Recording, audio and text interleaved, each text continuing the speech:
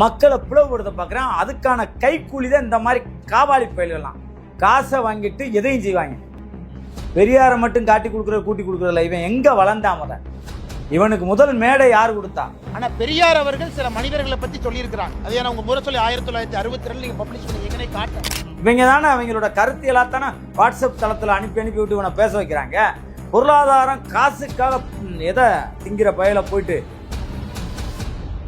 உண்மையை சொல்றதுக்கு என்ன இருக்கு? டீம் பார்ட்னர்னா என்ன? அது கட்சியில் ஒன்று தான். பிஜேபி வந்து பி டீம்லாம் கிடையாது. நாம் தமிழர் பிஜேபியே தான்யா. அவன் எங்க அடிமையா?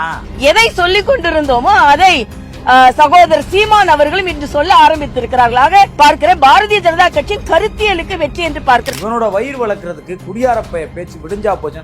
ஒரு வாரத்துக்கு முன்னாடி சமீபத்தில் ஒரு பத்திரிகையாளர் அண்ணன் மணி அண்ணனை சந்திச்சுட்டு அவர்கிட்ட என்னுடைய வழிகாட்டி பெரியாருன்னு சொல்லிட்டு